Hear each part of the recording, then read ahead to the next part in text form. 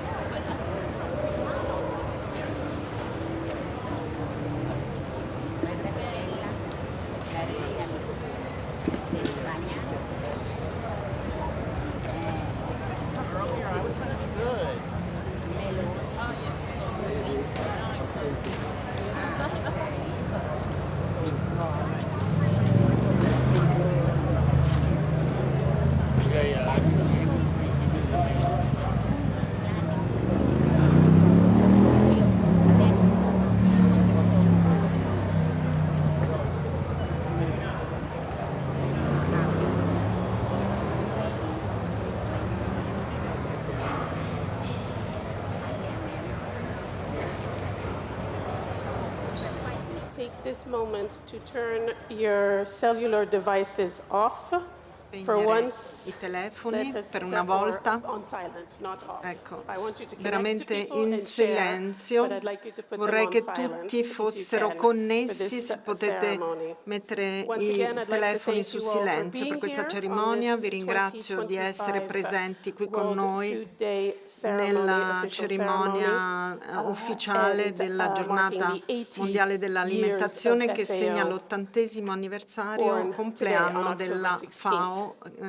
Oggi il 16 ottobre, 8 decenni di determinazione, volontà e desiderio di creare un mondo senza fame e malnutrizione. Grazie a tutti voi per questo lavoro che porterete avanti e il lavoro che potrete fare in questa direzione. Vi chiederei di prendere posto in modo che la cerimonia possa iniziare.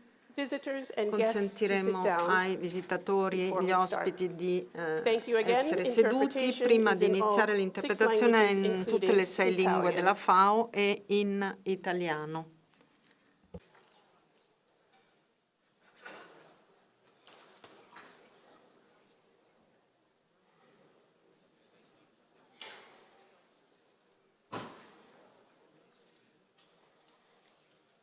For those of you following us online, per coloro che ci seguono online, i primi oratori stanno entrando e lasciamo prendere posto a tutti per continuare con la cerimonia.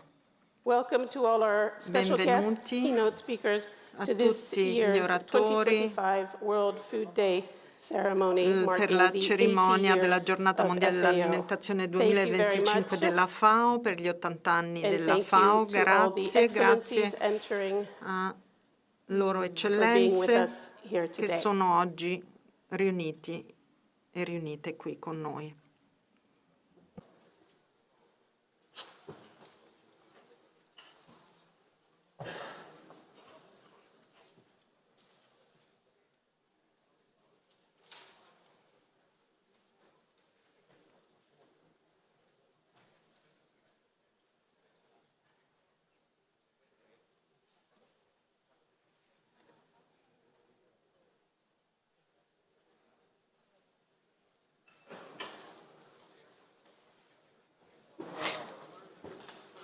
Once again, Ancora una volta vi ringrazio per essere qui con noi.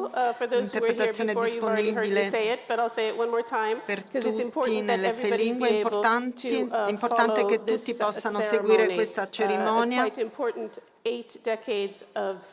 8 decenni di lavoro della FAO con il tema di quest'anno mano nella mano per cibo migliore, per un futuro migliore. Abbiamo le 6 lingue, l'italiano e abbiamo nella plenaria anche la lingua dei segni. E vi ringraziamo per la vostra presenza. Ecco, abbiamo le ultime telecamere e ora vorrei chiedervi di alzarvi tutti per Sua Santità Papa Leone XIV.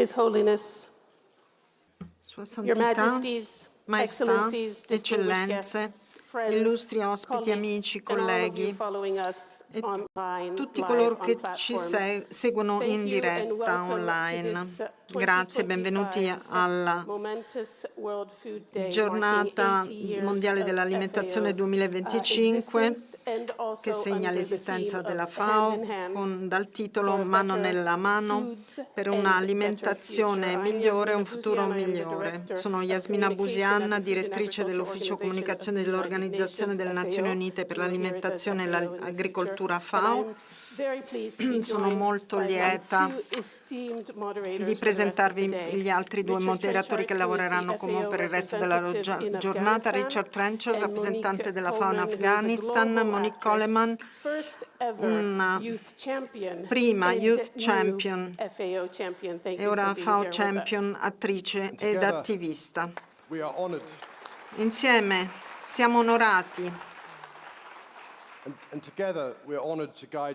di guidarvi attraverso la cerimonia speciale di oggi per celebrare l'80° anniversario della FAO. 8 decenni di lavoro insieme, di condivisione e dal preambolo della Costituzione per portare avanti il benessere di tutti con azioni collettive, 80 anni di apprendimento, condivisione, collaborazione e trasformare la conoscenza in azione e risultati. Oggi, mentre ci riuniamo mano nella mano, sappiamo che le soluzioni più efficaci emergono quando siamo uniti oltre i confini, le generazioni e le comunità. Il potere della collaborazione può condurre a un cambiamento reale. Questi sono gli 80 anni di tutto il lavoro che abbiamo compiuto, abbiamo visto nelle ultime settimane nel World Food Forum, tanto lavoro da svolgere sotto varie egide per mettere fine alla fame e alla malnutrizione, per offrire cibo migliore per un futuro migliore. Ogni azione che prendiamo conta, ogni persona per cui lavoriamo conta. Grazie. Adesso condividiamo con voi queste belle immagini su cos'è e perché siamo qui oggi insieme. What is food? Food is life. Food is memory.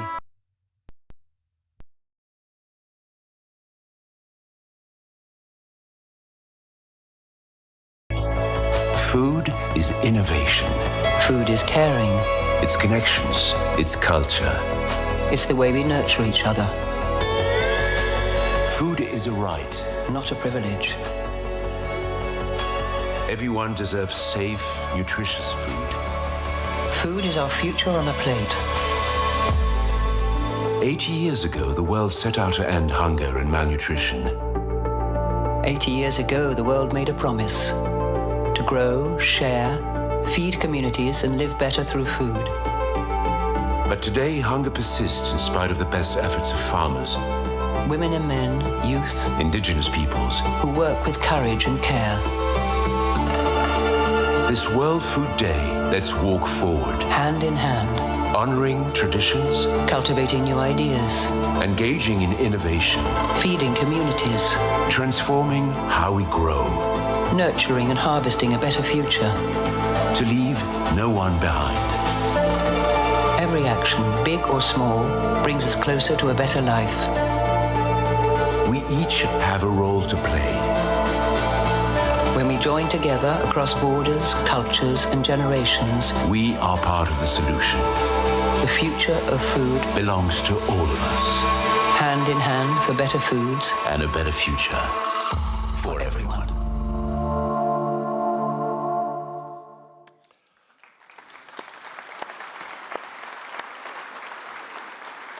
Thank you, and with that, it is my very great pleasure to invite our inspirational Director General, Dr. Chu Dongyu, to deliver his 2025 World Food Day address. Director General, please.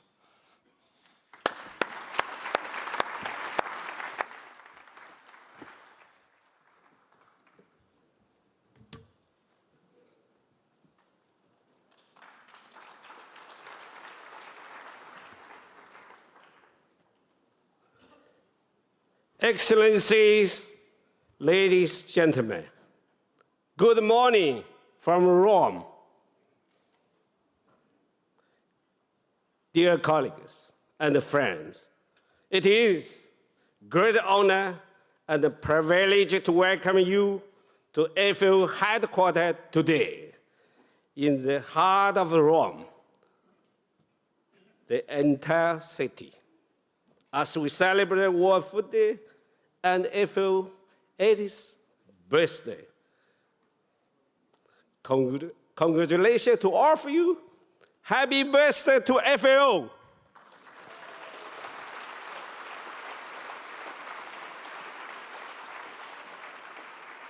I'm so deeply honored to welcome the esteemed world leaders who have joined us today in person in Rome, in FAO headquarters.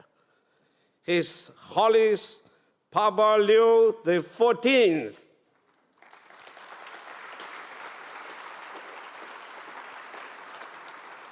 Her Excellency Prime Minister of Italy,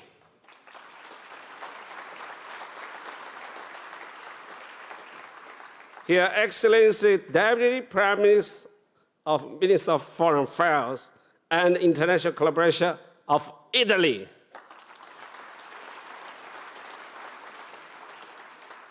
His Majesty King of Lesotho, Goodwill Ambassador of FAO,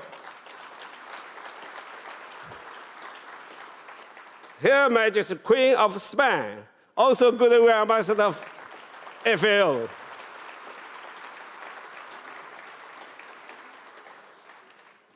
Her Royal Highness the Princess of Jordan, also Goodwill Ambassador of FAO. Her Excellency President, Oriental Republic of Uruguay.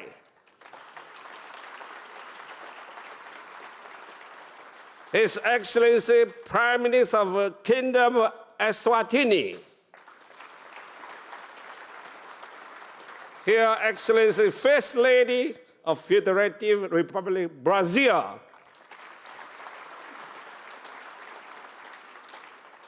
His Excellency Ban Ki-moon, former Secretary General of United Nations.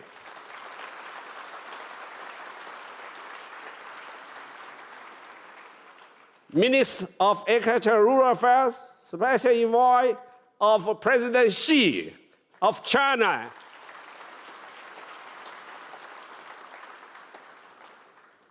To all of you here in Rome and connected virtually from around the globe, 热烈欢迎 welcome bienvenido, benvenidos. Alam silakan.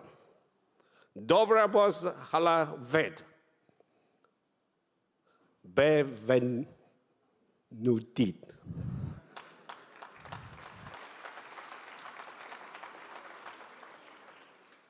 Your presence here today is a true reflection that hunger knows no borders, and that the challenge of food security demands unity among the nations, among the people.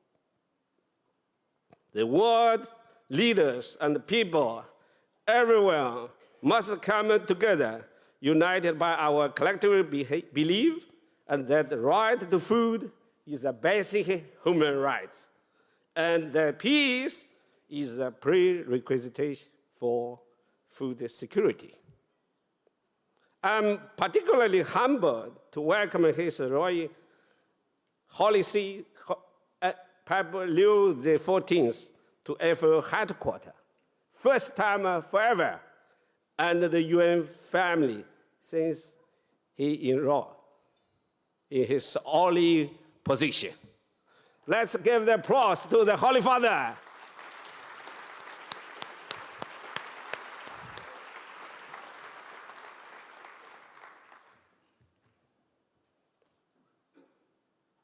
Your holidays, your presence on this World Food Day, especially 80th anniversary of FAO birthday, it's a great honor. Remind us that the fight against hunger is not only about food. It is about the dignity and our shared humanity. Your guidance encourages us to put humankind at the center of everything we do. We heed your call for a more just society, where the poor and the most vulnerable are not discarded or ignored, but are the focus of our combined efforts. Your call inspires us to be better together, strengthened by our collective compassion. This conviction further strengthens our dedication to pursue FAO noble mandate for a world free from hunger and malnutrition. Just originally said by President Roosevelt, free from want, as laid down by our founding members in our Constitution. At FAO, for over 80 decades, we have recognized that food security cannot be achieved without prioritizing human dignity. We have worked tirelessly knowing that only by ensuring sufficient nutritious food for the hungry and malnourished can we overcome global inequalities and poverty. Food does not only feed the body, it feeds the soul. It restores dignity. It shows a better life and a better future for all. This is the FAO foundational aspiration of four betters for a holistic and integrated vision that leave no one behind. Better production to make certain that farmers are equipped to produce more with less. Better nutrition to ensure access for all families to safe, healthy, nutritious, and affordable foods. A better environment to safeguard our land, water, and the ecosystem for future generations to come. And a better life to make sure that all people, especially the most vulnerable, can live in stability with dignity and opportunity. They are the pathway towards the global transformation we need so that the next generations inherit a world where no one goes to bed hungry. Your Holiness has emphasized that the poverty is multifaceted and encompasses material, social, cultural, and spiritual dimensions. At the FAO, we recognize that hunger is both a cause and consequence of multi-dimensional poverty, and that need to be tackled through a comprehensive cross-sectors and a multilateral approach that build on past lessons while concretely adopting forward-looking solutions. The transformation of global agriculture to be more efficient, more inclusive, more resilient, and more sustainable is the only viable way to address the economic, human, social, and environmental facets of the poverty and hunger. Today, we commemorate a historical moment. FAO was born from hunger, from the war, from the devastation. Our founders shared a simple vision. Working together, we can defeat hunger. Today, we remain steadfast in our conviction that we are better together. We must leverage FAO legacy to leave a world free from hunger for our children and grandchildren. Progress since 1945 has been immense, from 80% promisely down to the 8% in 1945 to 2024. Yet, hunger remains a reality for millions of people. We know that the world produces enough food for everyone. Yet, food availability, accessibility, and affordability are not equally for all. For 8 decades, FAO stood with the community of the nations, and together we have achieved so much. We successfully eradicated the deadly cattle disease, rinderpest, thereby helping to restore millions of livelihoods. The Codex Alimentarius was established to set the international standards to ensure the safe food for all. And in times of crisis recently, we acted together when the desert locusts hit East Africa in 2019. $231 million were mobilized, which saved $1.7 billion in crop and secured food for more than 40 million people. Avoid cheap overlapping crises, because afterwards the pandemic comes. I really appreciate all the members' support, partners. I should mention the European Union and the World Bank and Russia, China, you name it. So United States and Canada, I remember they contributed $231 million for locusts. We just acted 1 year earlier. Otherwise, the disaster, real disaster. This success are the results of working together. It is the proof of the power of multilateralism at the best. History teaches us, however, that progress is fragile. Climate shocks, pest and disease, economic downturns, and devastating effects of the protracted conflict, respect no borders, destroy years of advancement, and show that no country can or should face this crisis alone. Around the world, more than 1 billion people work in the agri-food systems that feed us. Our legacy cannot be built without empowering those who produce our food and those who will inherit the system. We must continue to focus on the women's empowerment, secure land rights for women, providing them with access to credit and technology, recognizing their central role in food production and nutrition. His Holiness reminds us of the intrinsic importance of women's dignity and rights, particularly in face of poverty and exclusion. Today is about looking forward to the future. The youth are already shaping. We must make agriculture attractive to youth, facilitate their access to land, financing, and digital tools. We must equip them to not just participate, but to lead. We must give them the pen for themselves to read their own chapter. We couldn't have them write chapter for themselves. They should by themselves. We need to recognize that the indigenous peoples are essential partners for a sustainable future.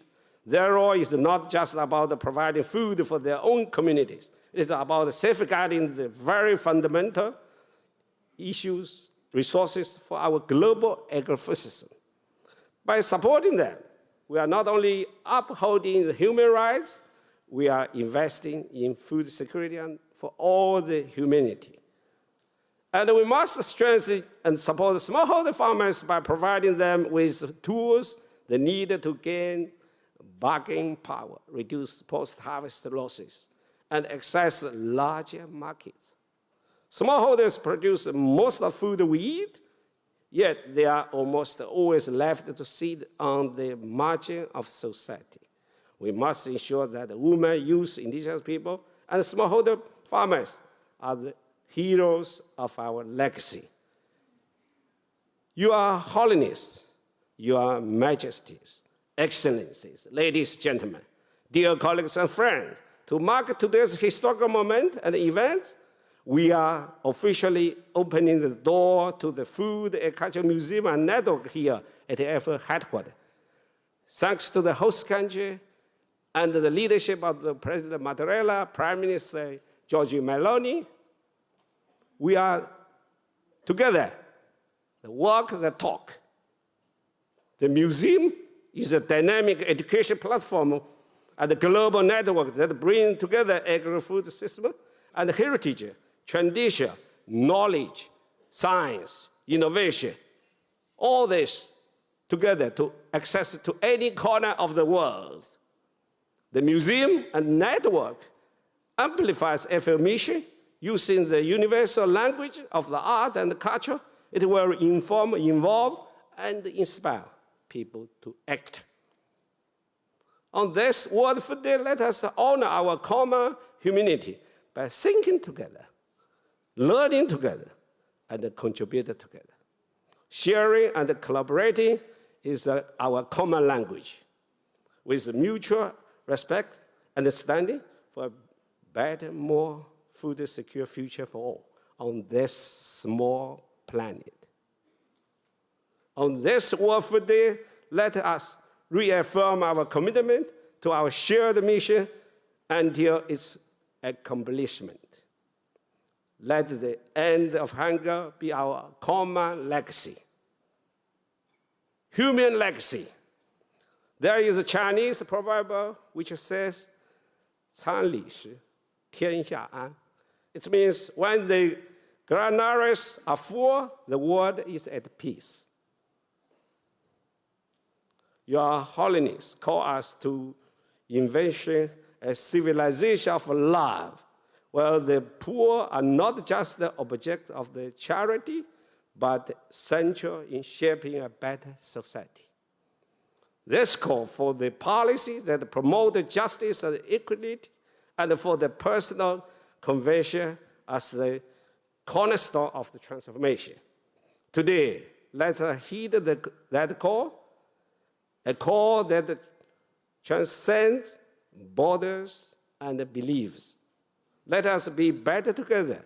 Let us honor 80 years of progress by securing the next 80 years of food, dignity, and hope for all people everywhere, leaving no one behind.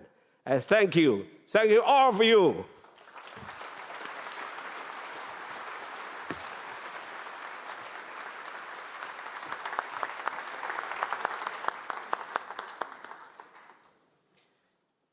Thank you, Director General, for your words.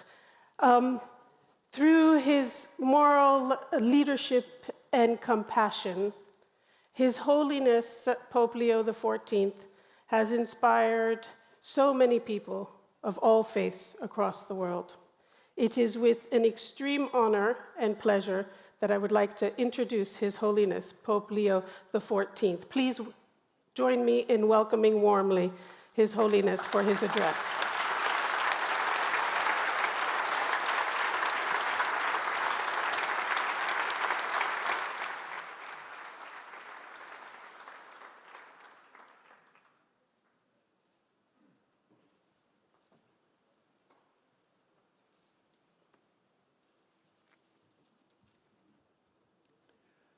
Señor Director General, distinguidas autoridades, excelencias, señoras y señores, permítanme ante todo expresar mi más cordial agradecimiento por la invitación a compartir esta memorable jornada con todos ustedes. Visito esta prestigiosa sede siguiendo el ejemplo de mis predecesores en la Cátedra de Pedro, que otorgaron a la FAO una especial estima y cercanía, conscientes del relevante mandato de esta organización internacional. Saludo a todos los presentes con gran respeto y deferencia, y a través de ustedes, como servidor del Evangelio, expreso a todos los pueblos de la tierra mi más ferviente anhelo de que la paz reine por doquier.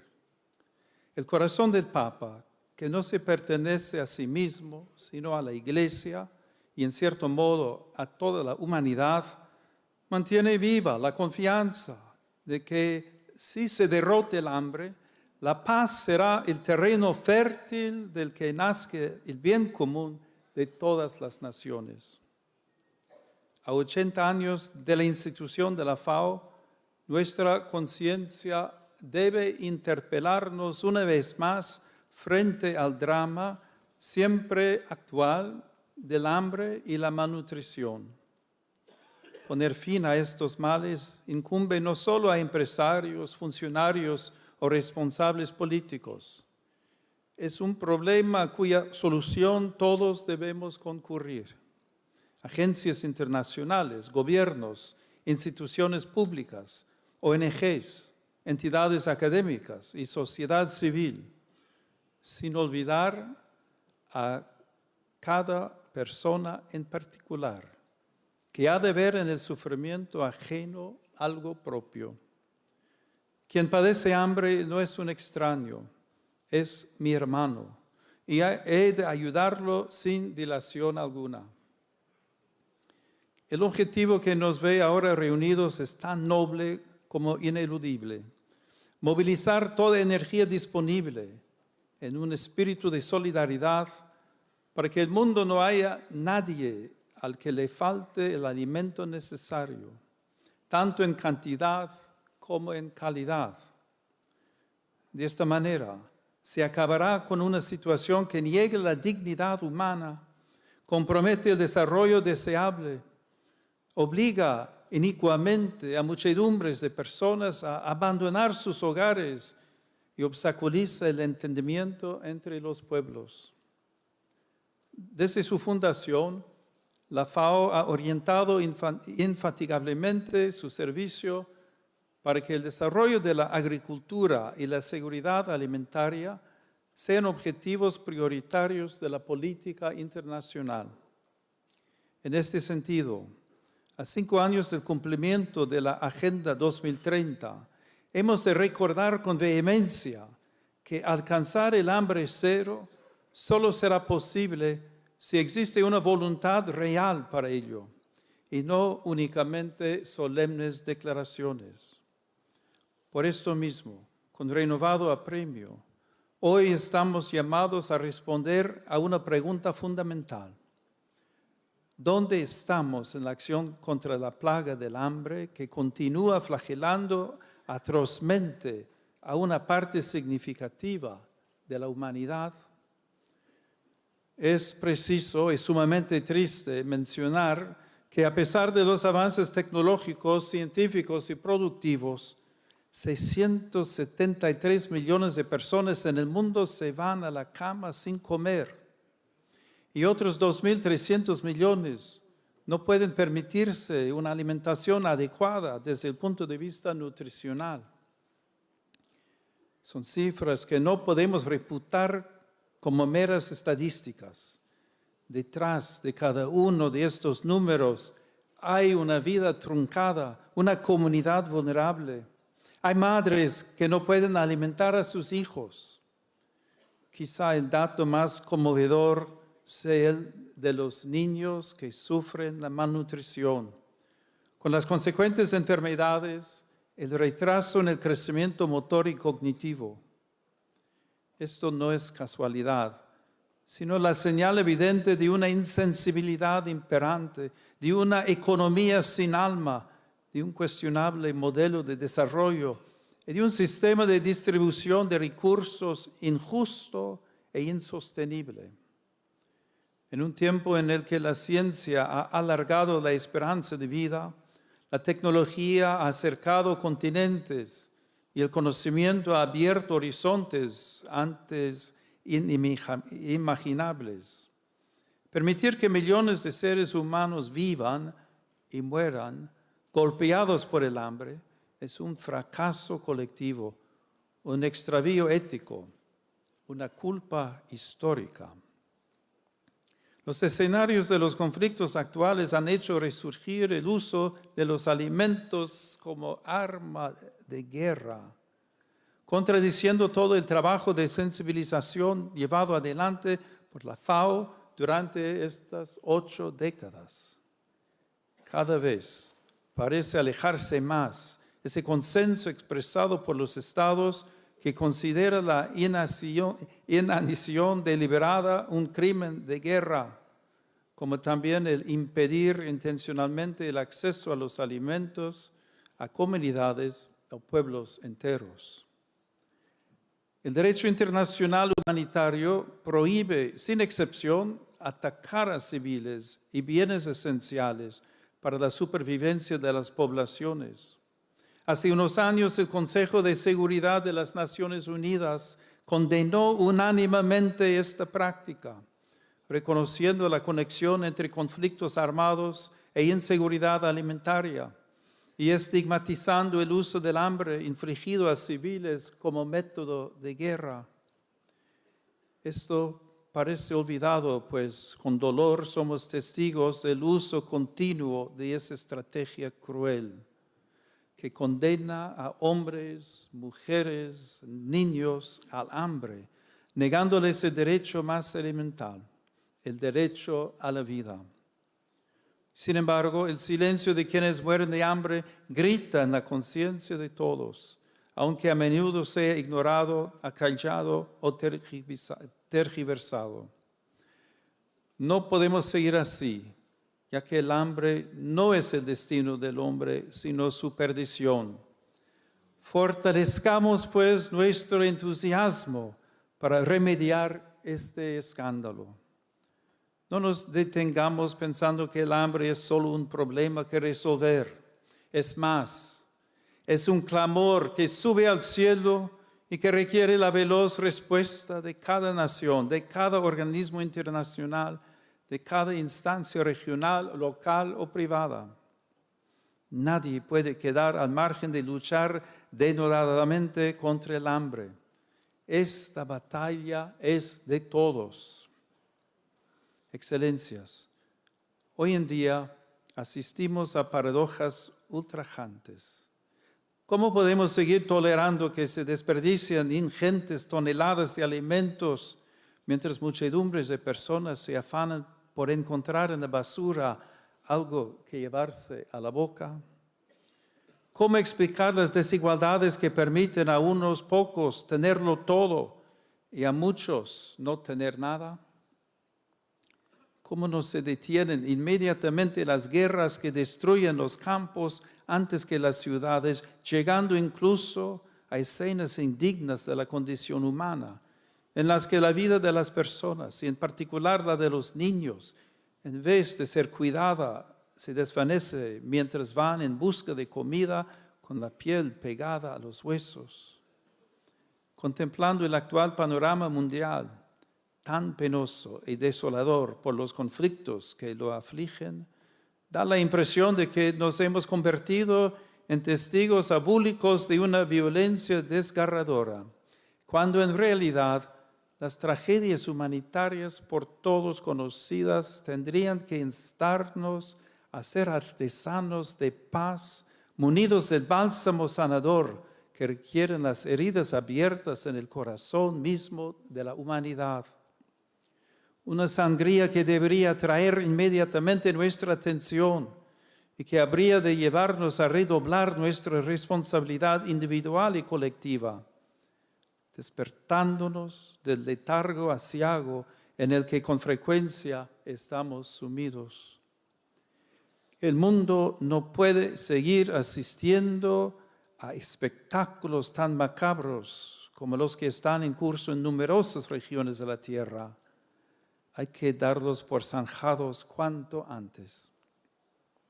Ha llegado la hora, pues, de preguntarnos con lucidez y coraje: ¿se merecen las generaciones venideras un mundo que no es capaz de erradicar de una vez por todas el hambre y la miseria? ¿Es posible que no se pueda acabar con tantas y tan lacerantes arbitrariedades como signan negativamente la familia humana? ¿Pueden los responsables políticos y sociales seguir polarizados, gastando tiempo y recursos en discusiones inútiles y virulentas, mientras aquellos a quienes deberían de servir continúan olvidados y utilizados en aras de intereses partidistas? No podemos limitarnos a proclamar valores, debemos encarnarlos. Los eslóganes nos sacan de la miseria.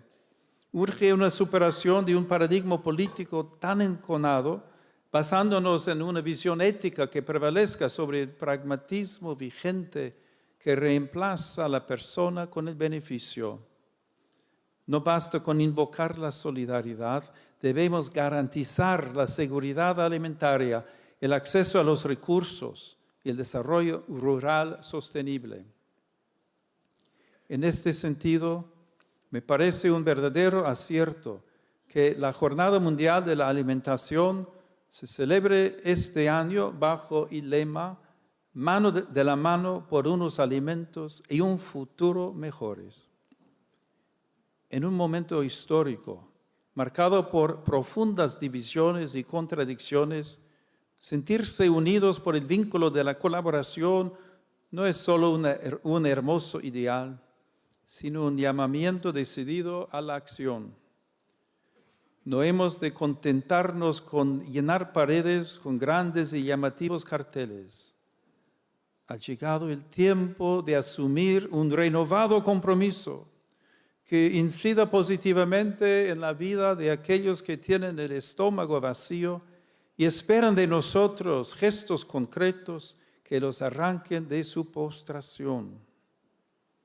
Tal objetivo solo puede alcanzarse mediante la convergencia de políticas eficaces y una implementación coordinada y sinérgica de las intervenciones. La exhortación a caminar juntos en concordia fraterna debe convertirse en el principio rector que oriente las políticas y las inversiones, porque únicamente a través de una cooperación sincera y constante se podrá construir una seguridad alimentaria justa y accesible para todos. Solo uniendo nuestras manos podremos construir un futuro digno en el cual la seguridad alimentaria se reafirme como un derecho y no como un privilegio.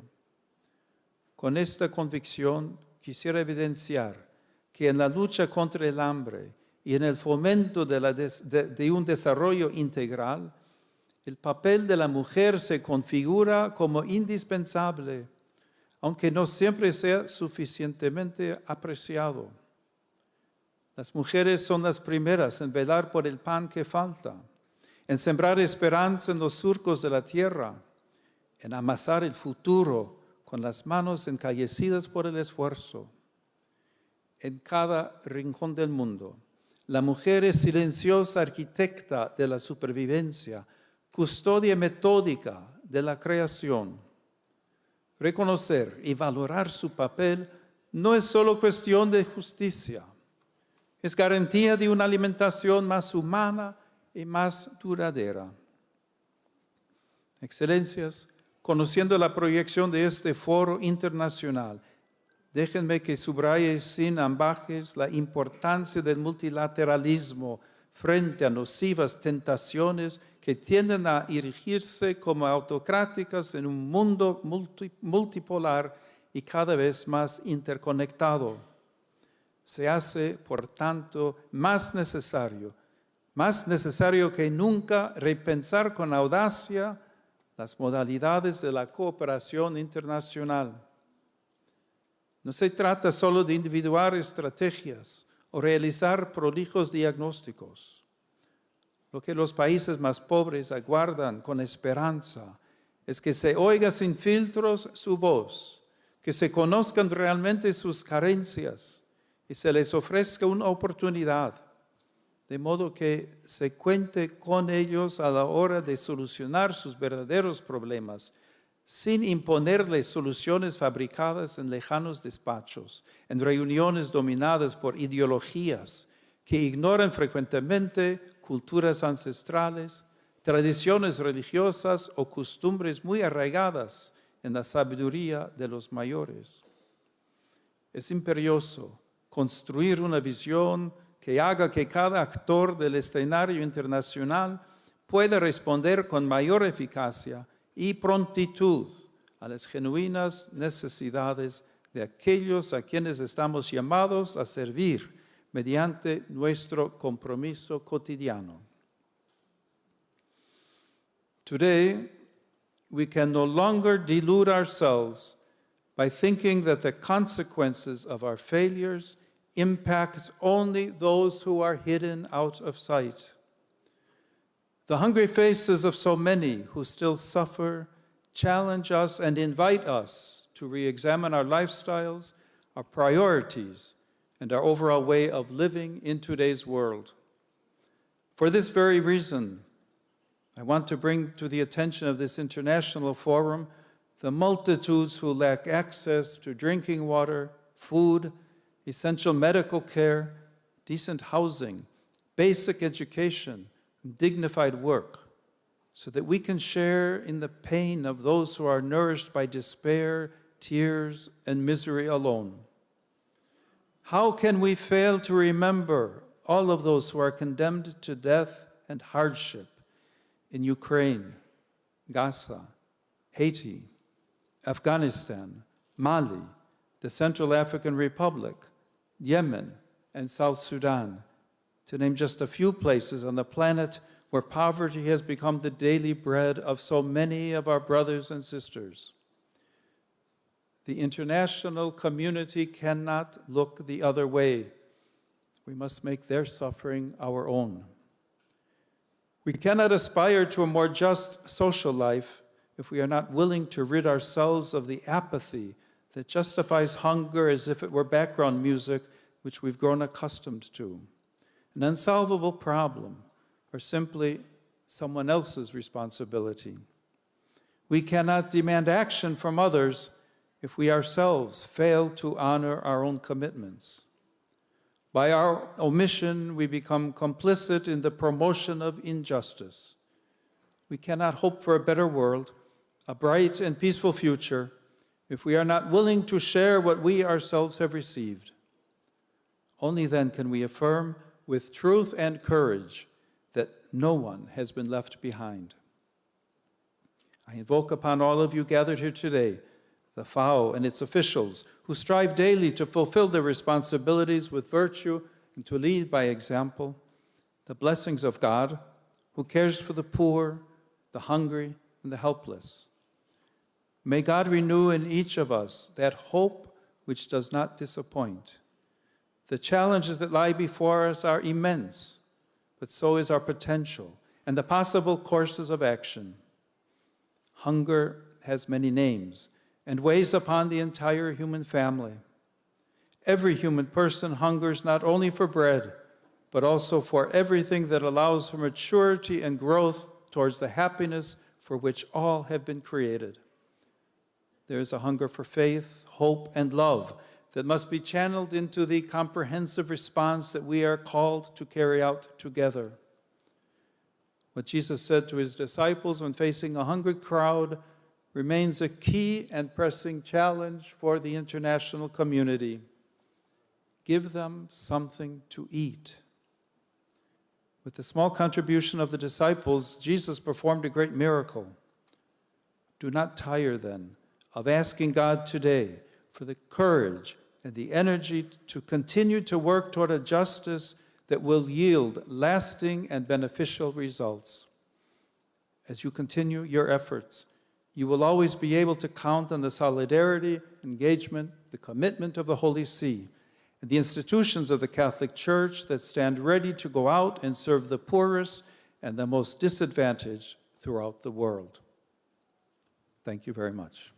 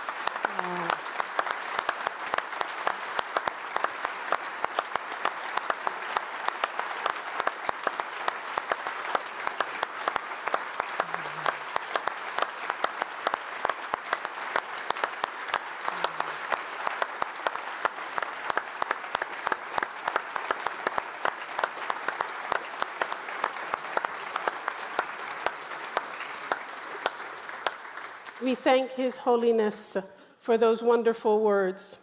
Inspired by the steadfast commitment of His Holiness to peace and a world free of hunger, it is incumbent on each and every one of us, nations and communities and individuals, to make sure that no one goes hungry in a world of plenty. I would like to thank all of the esteemed delegates and all of you.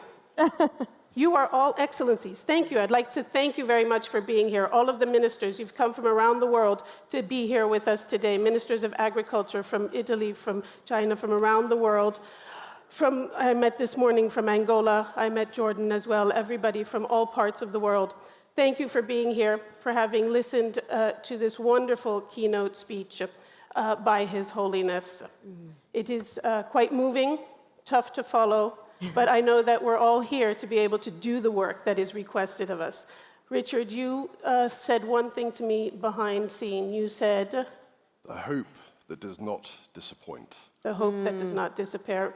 Monique, your words as well. I heard you in the back saying, so tough. Oh, I was so deeply inspired. And one of the things that Richard actually said is that something that's so impactful about FAO is that it's not just focusing on the issues, but really bringing hopeful solutions. And that's a really beautiful perspective and something we really need right now.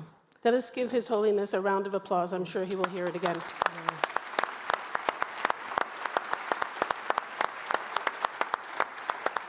And we will have a short interlude while the Director General accompanies His Holiness Pope Leo XIV. And we ask that all other guests please just remain here with us. You won't be alone, because we're actually going through a couple of things with you. Dick, please.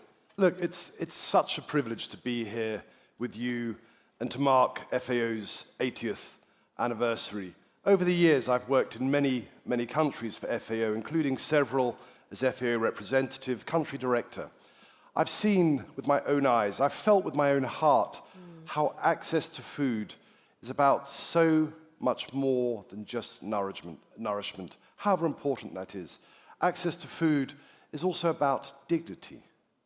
It's also about peace. It's also about stability. And I've seen how deeply food security and peace, how closely they're intertwined.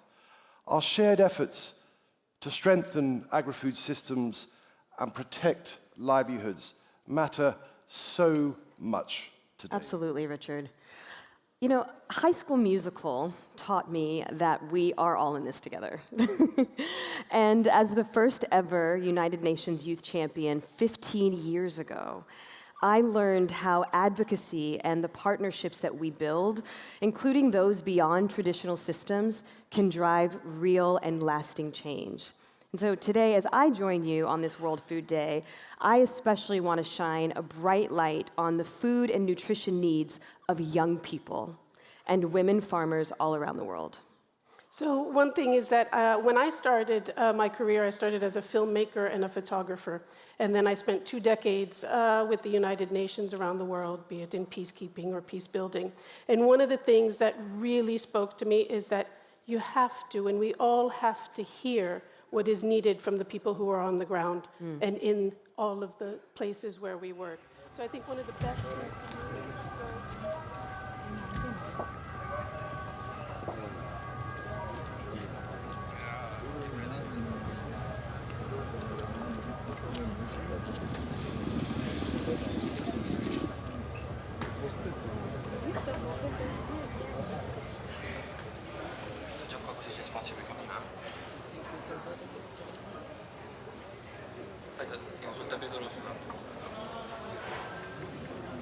Le scale, Marchino. Le scale ti tengo io.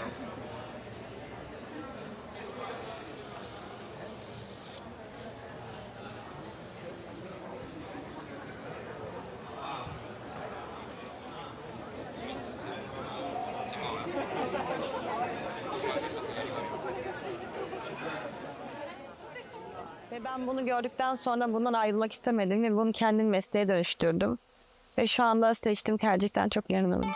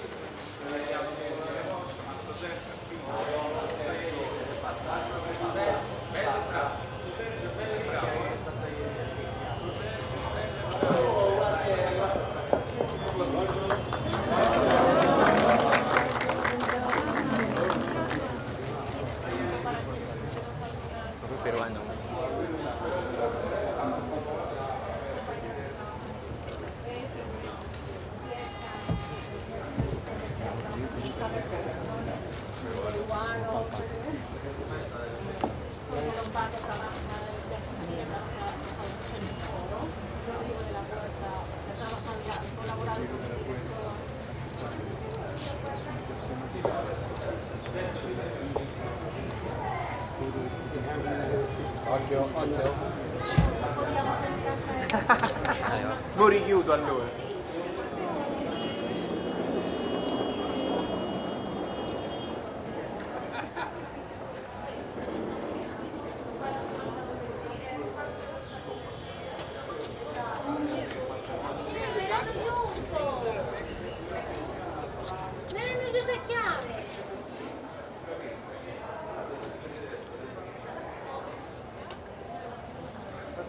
Oh, sai che ti dico? A posto! Ma anche sti cosi, è pulito. È pulitissimo! Ma anche sti cosi.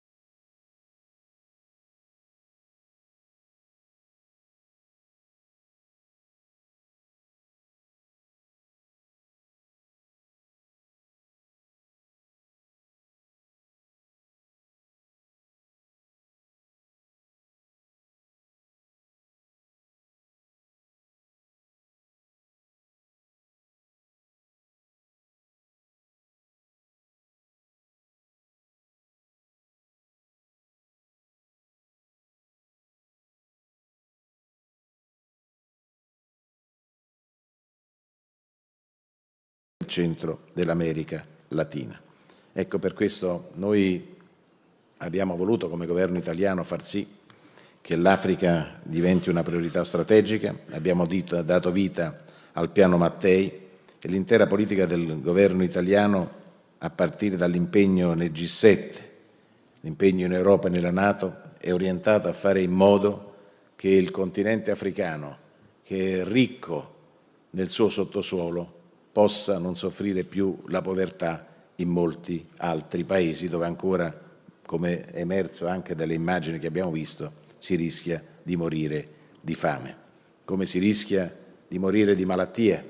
Per questo noi siamo assolutamente convinti che si debba sostenere, l'Italia lo fa, il progetto Gavi per la produzione di vaccini in territorio africano per prolungare la vita media di bambini che non possono morire a 1 anno, 2 anni o a 3 anni, perché il loro orizzonte di vita non è accettabile. Dobbiamo fare molto, molto di più. Fame, malnutrizione e malattie uccidono troppe persone ancora nel mondo. Noi vogliamo fare di tutto perché il nostro saper fare, anche attraverso la collaborazione con la FAO, possa essere utilizzato. Ecco, trasformare le nostre dichiarazioni, anche solenni, come diceva il Papa nel suo intervento, in azioni concrete, in impegni che paesi ricchi come i nostri, ripeto, con tutte le difficoltà che abbiamo, possono e devono fare. Noi abbiamo anche una tecnologia avanzata nel settore spaziale. Anche attraverso i satelliti si può fare molto per aiutare l'agricoltura anche nel continente africano. Le nostre imprese nel settore sono quelle più all'avanguardia nel mondo e l'utilizzo di queste tecnologie per scopi agricoli consente di produrre di più con meno risorse nel rispetto dell'ambiente. Penso anche all'importanza dell'applicazione in agricoltura delle tecniche di evoluzione assistita che consentono di migliorare la capacità di produzione per affrontare al meglio le crisi climatiche sempre più frequenti, cioè avere piante che resistono di più alla siccità. Questo significa poter permettere ai popoli africani di poter continuare ad avere terreni agricoli. Ecco, la combinazione di queste tecnologie permette alle aziende agricole di controllare tutte le operazioni, dalla semina al raccolto, promuovendo un'agricoltura di precisione che richiede meno pesticidi e meno acqua. Ecco, l'acqua. Mettiamo a disposizione il nostro saper fare per una gestione più efficiente delle risorse idriche, per la produzione agricola e lo sviluppo tecnologico del sistema agroalimentare. L'acqua è un elemento indispensabile per la vita, è essenziale per la salute e il benessere delle persone. Se ne spreca troppa, anche nei nostri paesi ne sprechiamo troppa. Tuttavia nel mondo circa 2 miliardi di persone non hanno accesso all'acqua potabile. L'acqua è uno straordinario motore di pace in Africa come in Medio Oriente. Per questo saremo orgogliosi di ospitare qui a Roma ad ottobre del prossimo anno il primo forum euro-mediterraneo sull'acqua. Non solo, l'anno prossimo ospiteremo a Roma anche la riunione dei ministri degli esteri, dell'ambiente e dell'Unione per il Mediterraneo dedicata all'acqua. Questo è un altro tema se vogliamo combattere la fame nel mondo. Bene, signori, maestà, signori leader di paesi importanti, possiamo insieme lavorare e costruire, al di là delle differenze politiche, delle appartenenze a differenti organizzazioni. Ci sono priorità che vanno ben al di là delle nostre divisioni, del nostro modo di pensare, della nostra cultura. Difendere la vita è un impegno che riguarda ciascuno di noi. Veder morire, io sono padre e nonno, veder morire bambini che hanno l'età dei miei nipoti mi fa venire la pelle d'oca. Un brivido mi scorre la schiena. Ecco, pensiamo quante mamme, quanti nonni invece, a differenza nostra, non possono veder crescere i loro figli e i loro nipoti. Questo deve farci partire dal cuore, non solo dalla testa. La voglia di lavorare insieme anche attraverso il multilateralismo. Ripeto, al di là delle differenze politiche, delle divisioni geostrategiche. Prima di essere politici, prima di essere leader, prima di essere parte di schieramenti, siamo donne e uomini e abbiamo il dovere di difendere sempre e comunque la vita umana. Deve essere una priorità per ciascuno di noi.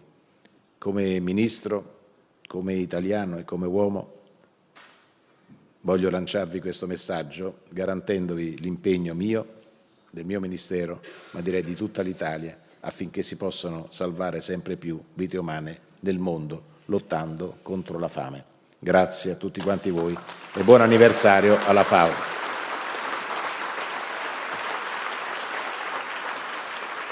Grazie.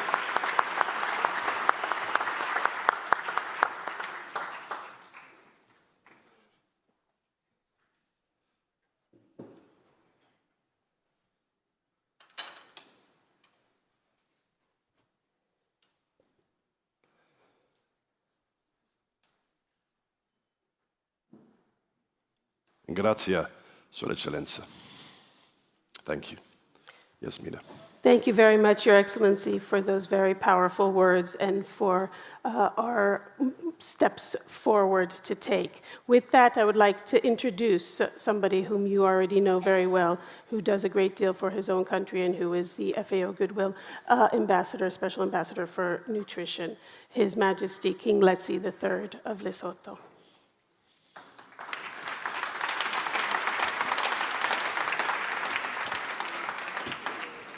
Your Majesty.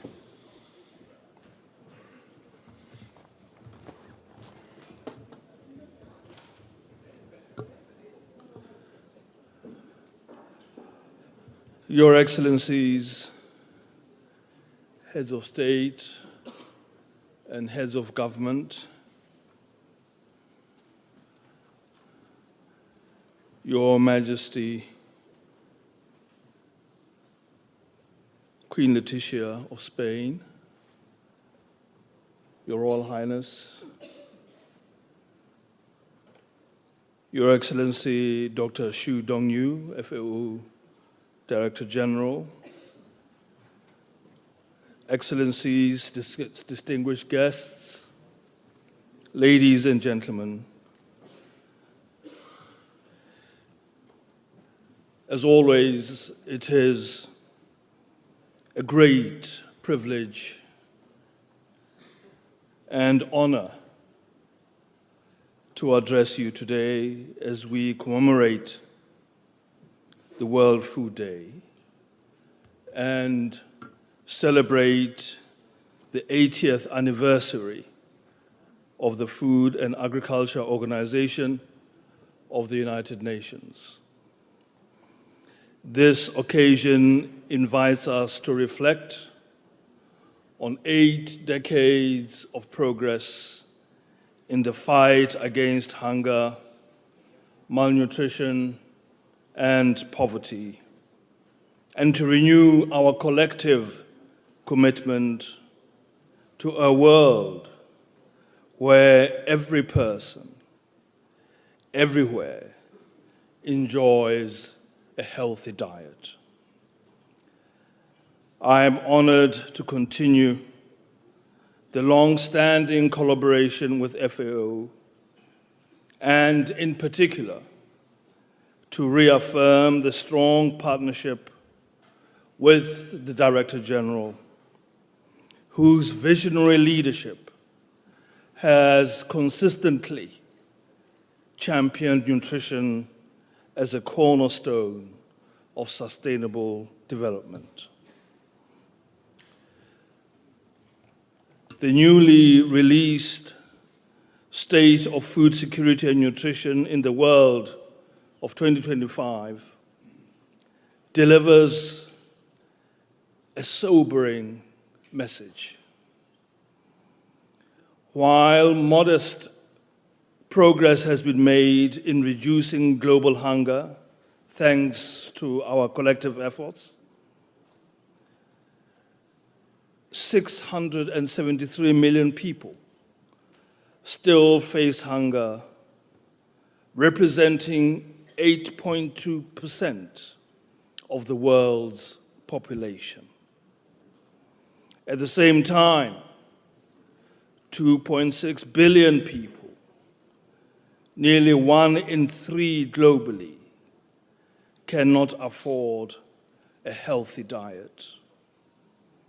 The situation is most critical in low-income countries, where 2 out of every 3 people cannot afford a healthy diet. Across all regions, the double burden of malnutrition persists. Undernutrition and micronutrient deficiencies exist alongside rising rates of overweight, obesity, and diet-related non-communicable diseases. Ladies and gentlemen, in Africa, the picture remains dire and demands urgent, accelerated action. In 2024, the prevalence of undernourishment surpassed 20%, meaning more than 1 in 5 Africans, approximately 307 million people, are chronically hungry. That same year, 2/3 of Africa's population could not afford a healthy diet, more than double the global average. The number of people unable to afford such a diet rose to over 1 billion, an increase of 71.2 million since 2022.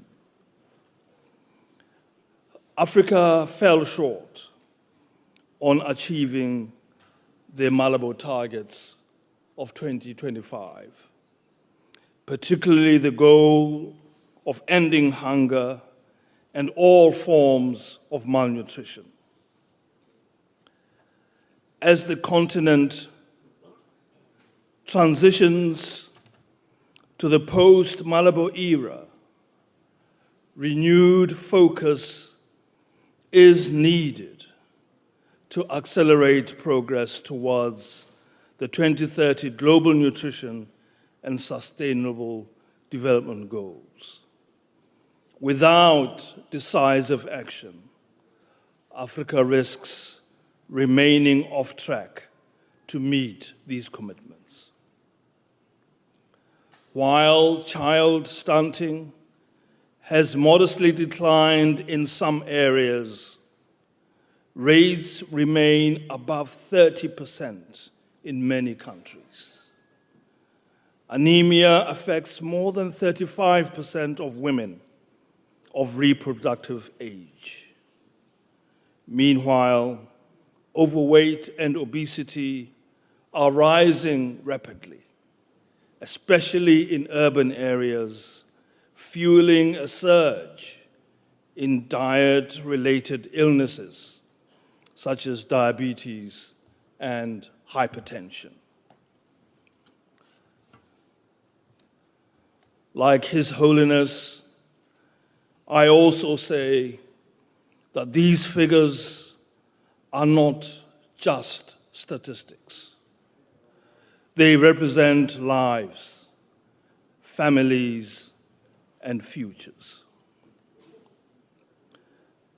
Hunger today is not caused by global food scarcity, but by conflict, climate shocks, economic inequality, and fragile food systems. Hunger is therefore not inevitable. It requires concerted effort and total commitment from all stakeholders to address the root causes. At the same time, we must remember that food and nutrition are not necessarily the same things. Many people eat food of some kind that removes the feeling of hunger, and yet still be malnourished because they are not getting the vitamins, minerals, and nutrition they need to be healthy. Good nutrition is a non-negotiable requirement for each of us in this room, especially for children who need it to build strong brains and immune systems. That is why we must take every opportunity to ensure people have access to healthy diets and nutrition services at every phase of their lives. This year's World Food Day theme, Hand in Hand for Better Food and a Better Future, challenges us to reimagine and transform our agri-food systems to deliver sufficient, safe, and nutritious food for all, produced sustainably and equitably. It is a call to action, urging governments, financial institutions, businesses, civil society, and communities to commit to collective efforts backed by sufficient investment. Good nutrition is the foundation for education, productivity, economic growth, and human dignity. As FAO Special Ambassador for Nutrition, I carry a personal responsibility to advocate for inclusive, nutrition-sensitive policies. This role involves amplifying the voice of those most affected by malnutrition and ensuring that global commitments are upheld and translate into tangible improvements in people's lives. No country is immune to malnutrition, and no nation can achieve the SDGs without addressing it. However, the challenges vary by region, shaped by local, economic, environmental, and social realities. Africa has shown leadership in its efforts to contain malnutrition. The African Union's Africa Leaders for Nutrition Initiative, the Abidjan Declaration, and the Karab, Malabo, and Kampala declarations have placed nutrition firmly on the development agenda. The Karab nutrition targets commit us to reducing stunting to 10% or less, eliminating child wasting, halving anemia in women, and halting the rise in overweight. The recently adopted Kampala Karab strategy reinforces this vision, placing nutrition at the heart of inclusive, resilient, and sustainable food systems.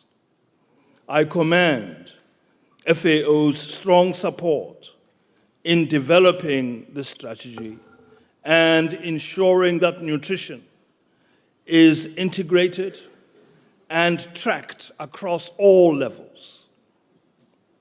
Recent global and regional platforms, such as the UN Food Systems Summit and the African Union's Nutrition for Growth dialogues, have reaffirmed the urgency of coordinated action and acknowledged Africa's leadership in nutrition-sensitive development.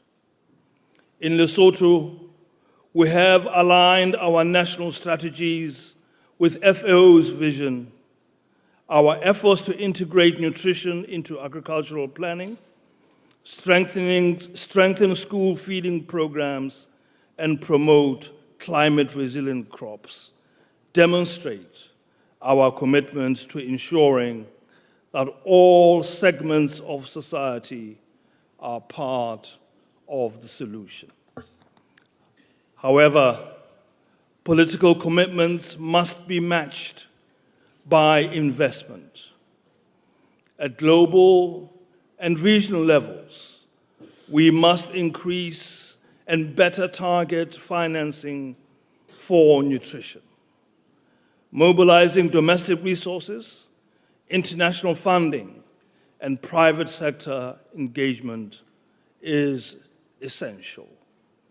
Well-structured public-private partnerships can align commercial incentives with public health goals, generating sustainable solutions that make healthy diets affordable and accessible. In this regard, the FAO-led Hand-in-Hand Investment Forum remains a crucial platform for prioritizing nutrition-sensitive investments and making healthy diets a viable business opportunity. We must also invest in innovation, research, data, and evidence generation to strengthen the capacity of stakeholders, inform national policies, and design locally tailored solutions. Innovation, in particular, is a central driving force that will transform agri-food systems and ensure access to healthy, nutritious diets for millions across the continent. I'm pleased to note that FAO is leading efforts to support African countries in embracing innovation and research as tools for transforming agri-food systems to deliver better nutrition for all. Supporting smallholder farmers, especially women, to grow diverse, nutrient-rich crops, promoting traditional foods, and developing value chains that connect producers to consumers are critical. Women and youth must be empowered as key actors in this transformation. Removing the barriers they face is essential to unlocking their potential in food production, access, and consumption. Nutrition-sensitive social protection systems must also be strengthened to ensure that vulnerable populations, especially children, pregnant and lactating women, have reliable access to nutritious food, essential services, and livelihoods opportunities. These investments build human capital, break the cycle of poverty and malnutrition, and are vital for inclusive, resilient societies. As FAO celebrates 80 years of service, its strategic framework, better production, better nutrition, a better environment, and a better life, offers a powerful global call to action. Our task now is to accelerate implementation and ensure that no one is left behind, whether in a remote rural village or the heart of a megacity. World Food Day is more than a commemoration. It is a call to action. Let us honor this day by renewing our commitment. Governments, civil society, the private sector, academia, and international organizations to work hand in hand to transform our agri-food systems and make healthy diets a reality for all. As we look to the future, I pledge to continue working alongside FAO, member states, and all stakeholders to build a world where every child grows up nourished, every farmer thrives, and every community flourishes. This is not just a vision.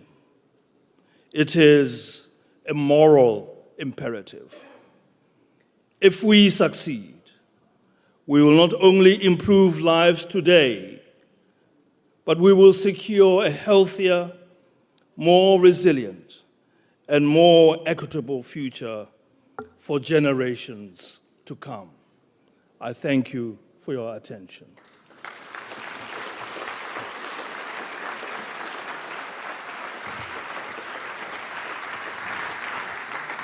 Thank you, Your Majesty. Our next speaker has been an FAO Special Goodwill Ambassador for Nutrition since 2015. She demonstrates an unwavering commitment to food and nutrition security and advocating for sustainable agri-food systems. It is now my distinct, true honor to welcome Her Majesty, Queen Letizia of Spain.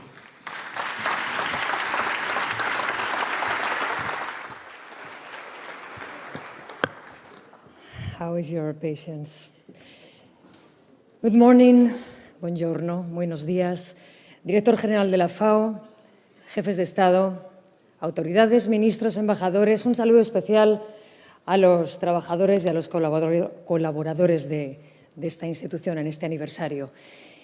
Hemos escuchado ya esta mañana, vamos a seguir haciéndolo, que hoy es un día para la celebración, pero también para la renovación de compromisos. Por eso conviene dar primero las gracias a todas las personas que durante estos 80 años han logrado que la FAO siga siendo una autoridad técnica y tenga su legitimidad política. También han mantenido vivo ese impulso fundacional que nos sigue guiando para concentrarnos en una idea esencial que parece fácil de decir, pero difícil de cumplir.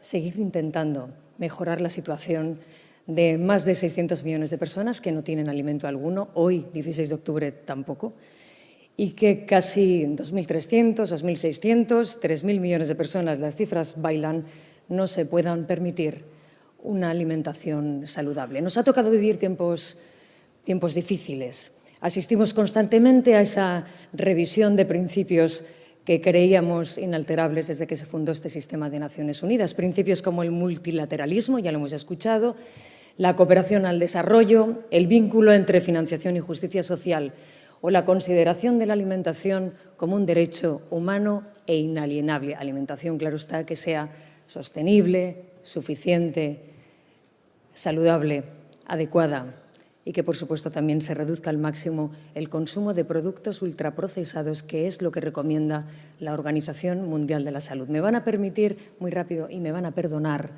que enumere algunas razones para la desesperanza, que es lo que además señala la FAO y otras agencias de Naciones Unidas. Primera, el hambre.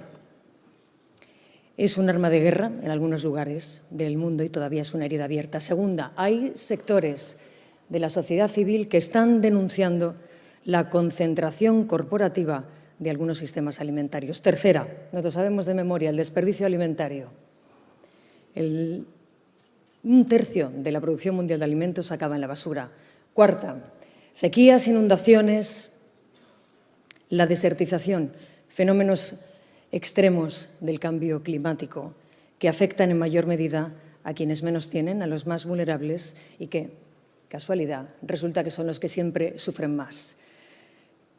Cuarta o quinta, quienes son la columna vertebral de la agricultura familiar, del cuidado de los hijos, de la gestión alimentaria de los hogares, esto es, las mujeres señores, las mujeres son quienes siguen enfrentándose a la desigualdad a la hora de acceder a recursos, a crédito, a educación y a tecnología.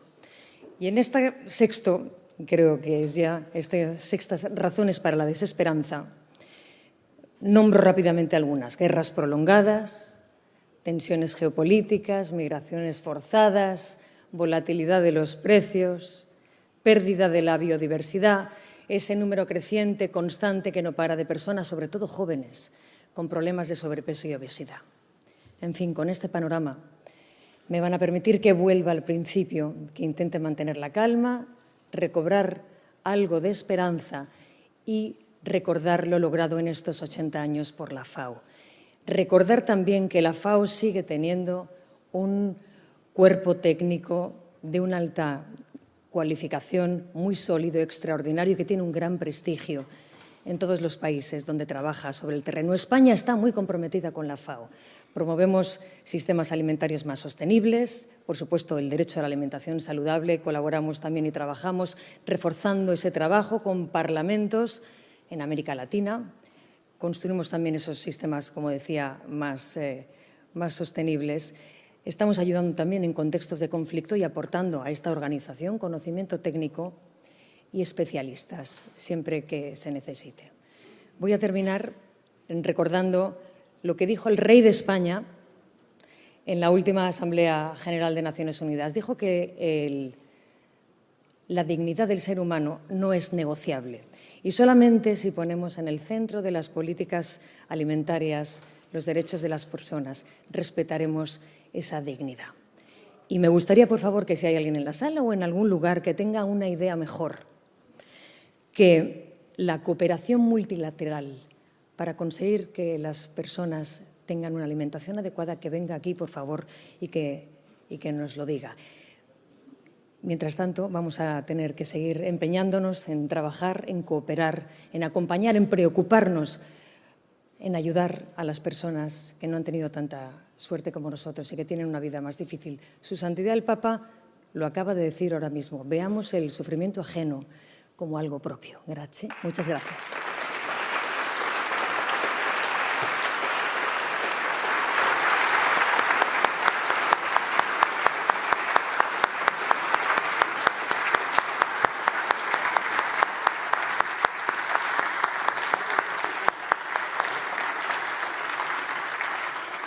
Thank you very much, Your Majesty, for those very inspiring words for generations and young girls and boys for the future. Thank you so much. It is also a great pleasure for me to now introduce Her Royal Highness Princess Basma bint Ali of the Hashemite Kingdom of Jordan, who has been a very distinguished goodwill ambassador with us, protecting and looking towards sustainable solutions for food security and climate challenges around the globe, and particularly in her region. Samul Maleki, tfaddali.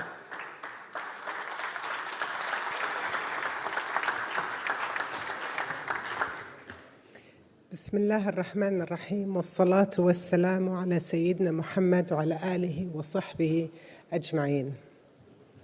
Your Majesties, Your Excellencies, Director General, distinguished colleagues, ladies and gentlemen, I would like to extend my sincerest gratitude to the FAO for inviting me to be part of this very important celebration of 80 years working towards food security for all. It is truly an honor and great pleasure to be amongst you, most especially with the highly esteemed guests. Today, we gather not just as participants in the World Food Forum, but members of a global current, a current that dares to imagine a future where hunger becomes a thing of the past, where food systems are equitable, resilient, and sustainable, where science and innovation are pragmatic solutions, and where women, youth, indigenous peoples, and local communities become an integral part of the governance system. We stand at a defining moment in human history. Never before have we, or rather our food systems, faced such complex, interwoven challenges. Climate change continues to threaten harvests, not as a distant risk, but as a daily reality. Rising temperatures are disrupting planting seasons. Unpredictable rainfall and prolonged droughts are leaving once fertile fields dry and unproductive, as I can attest from my region. While in other regions, floods and storms now arrive with greater force, frequency, wiping out entire crops overnight. For millions of smallholder farmers who actually feed the majority of the world's population, these shifts are not just environmental, they are existential. Their harvests are their hope and their livelihoods. So as the climate grows more unstable, hunger spreads across borders, exasperating the situation, not only in their communities, but across the global supply chain, placing greater pressure on governments to alleviate the situation. Furthermore, around the world, conflict is tearing apart food systems from the ground up. Wars and regional instability are displacing millions, as we have heard, not only from their homes, but from their farmland, their markets, and their communities. In areas under siege or occupation, as His Holiness mentioned, food becomes a weapon, stripped from being a basic right. It becomes a tool of control. Nowhere is this more painfully visible than in Gaza, where families are facing catastrophic levels of food insecurity. Birthplaces have been destroyed, farmland has been decimated, access to clean water and humanitarian corridors remain fragile and severely restricted, including food deliveries. And hunger is used to weaken the will of an entire population. For countless families, the struggle is no longer about nutrition. It is about sheer survival, of which one too many children have paid the ultimate price by losing their life. In the face of this crisis, countries like Jordan have stepped up with courage and compassion, organizing humanitarian airdrops of food and medical supplies, advocating for safe aids access, and reminding the world of our shared responsibility to protect civilians. Jordan's leadership is a powerful example of what it means to act when lives are on the line, to turn empathy into action. And here I would like to thank Italy and all those other countries who have also supported this effort. Globally, approximately 735 million people go to bed hungry each night, even as 1.3 billion tons of food are lost or wasted every year. Hunger today is not due to lack of food, but a lack of access. Economic inequality forces families to choose between food and other essentials, while women and marginalized communities face the greatest barriers. At the same time, massive food waste across supply chains fuels emissions and squanders precious resources. Reducing this waste is one of the fastest, most effective ways to relieve pressure on food systems and feed more people. without needing to grow more. Yet in the midst of these global challenges, there is also a surge of hope. And as His Majesty, King of Lesotho, had said, this year is the Jubilee Year of Hope. Communities are organizing, youth are innovating, farmers are adapting, indigenous people and local communities are reclaiming their food sovereignty. Governments and institutions are beginning to align, and here at the World Food Forum, we are creating space, not just to talk, but to act. I would like to remind ourselves that hope is not passive, it demands work. Over the past few days, this forum has hosted voices from every corner of the globe. Heads of state and community leaders, scientists and startups with innovations that defy expectations, from AI-assisted agriculture to nature-based solutions rooted in centuries of indigenous wisdom, such as, and I'm very proud to say, one of the 4 new UN Decade on Ecological Restoration flagships from Jordan's Royal Botanic Garden, the Collaborative Rangeland Restoration Program, where we achieved the 4 Bs, and many of the SDGs, including SDG 13, Climate Action, 15, Life on Land, and 2, Zero Hunger. At the World Food Forum, we also see youth challenge conventions and offer alternatives. And above all, the networking and the mingling is where the opportunities lie, because the solutions we seek are not in one room, not in one country, not in one discipline. They are in all of us.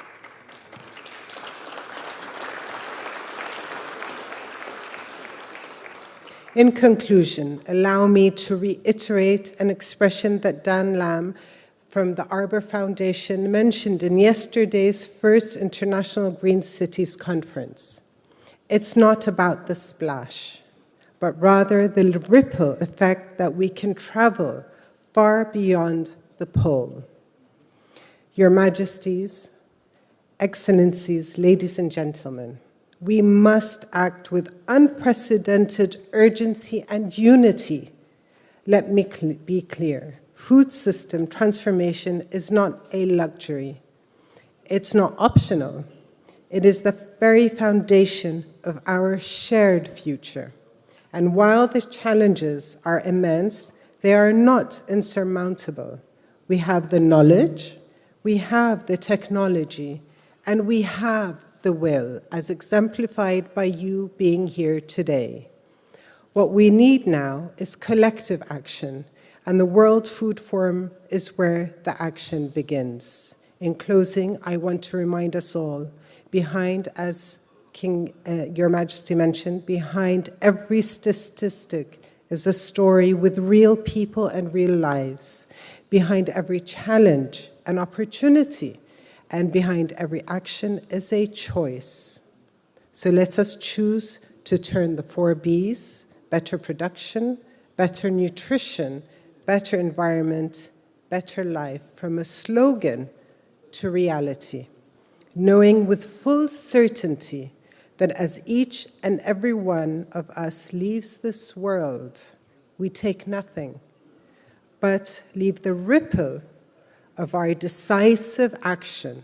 So let us follow the example of Jordan, acting swiftly, selflessly, and with the understanding that no crisis is ever too distant to demand our humanity. Thank you very much.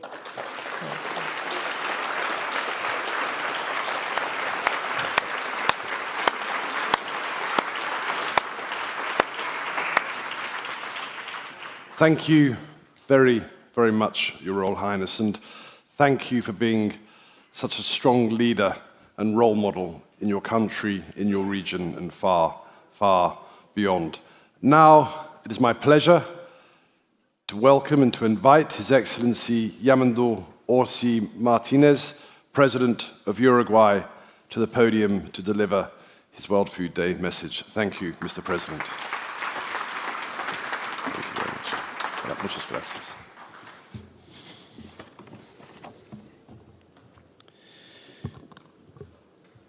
Quiero saludar al señor director general de la FAO, Yu Dong-yu, a Su Majestad Letsie de Lesoto, Su Majestad Letizia de España, Princesa Basma bin Ali de Jordania, señores ministros, ministras, autoridades, y permítanme también saludar desde aquí, saludemos desde aquí, a todos los que en este momento no deben tener ni idea que es el Día de la Alimentación, pero deben estar trabajando la tierra como todos los días, teniendo callos en sus manos y soportando las inclemencias del tiempo todos los días para que los alimentos lleguen a nuestra mesa. Para toda esa gente vaya nuestro reconocimiento, para toda la gente en cualquier rincón del mundo que trabaja todos los días, a veces sin saber dónde va a llegar ese plato de comida o esa comida, vaya nuestro reconocimiento. Fiat panis, que haya pan para todos. Esas dos palabras en latín grabadas en el logo de la FAO contienen el espíritu de esta organización que perdura desde su fundación. 80 años atrás, un 16 de octubre de 1945, cuando tuvo lugar la primera conferencia de las Naciones Unidas para la Alimentación y la Agricultura. Ese mismo día, pero 35 años después, se decidió conmemorar el 16 de octubre como el Día Mundial de la Alimentación, un llamado a un mundo libre del flagelo del hambre y la desnutrición.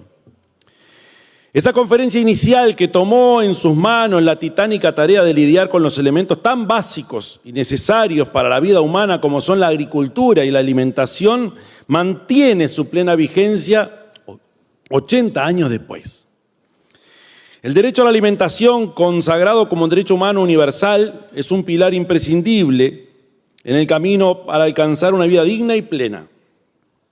Tal es el convencimiento de nuestras naciones que, a través de los objetivos del desarrollo sostenible, hemos reafirmado nuestro compromiso como naciones para poner fin al hambre de una vez por todas y lograr la seguridad alimentaria global, la que es la condición indisociable para un desarrollo sostenible y una paz duradera.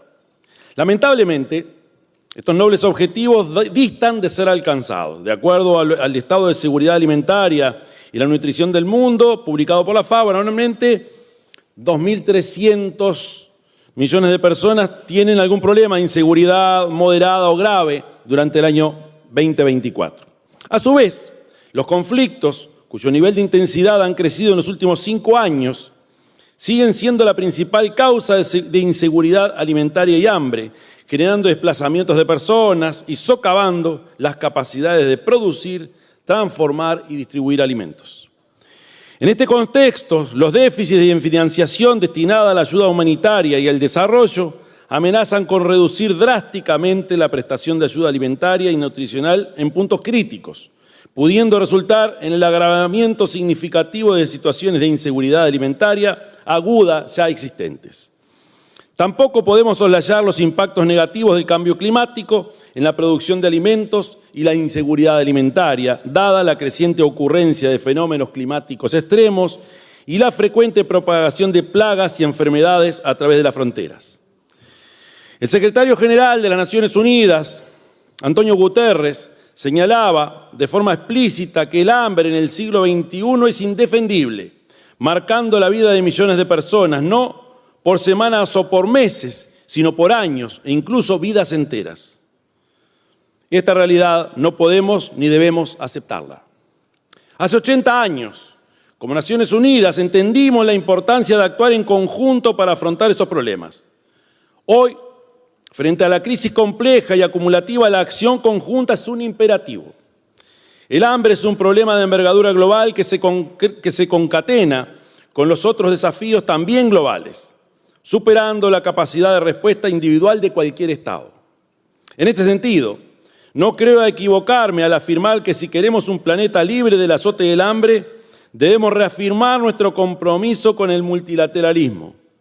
Solo juntos, mano de la mano o mano con mano, por alimentos y un futuro mejor, es posible avanzar hacia una solución duradera. América Latina y el Caribe, y en especial nuestro país, Uruguay, pueden y deben ser parte de esta solución. Producimos alimentos de calidad y cantidad suficiente como para abastecer comunidades que trascienden nuestras fronteras. En Uruguay, nuestra vocación natural como proveedores confiables de alimentos de calidad se traduce en la capacidad de suministrar a 30 millones de personas, más de 8 veces lo que necesita nuestra propia población.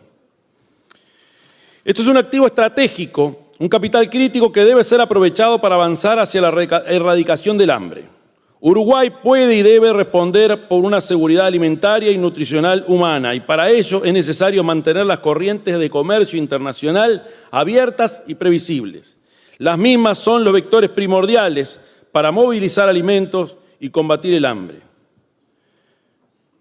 Además está decir que Uruguay también adhiere a esta iniciativa de cooperación y de colaboración con alimentos para la Franja de Gaza.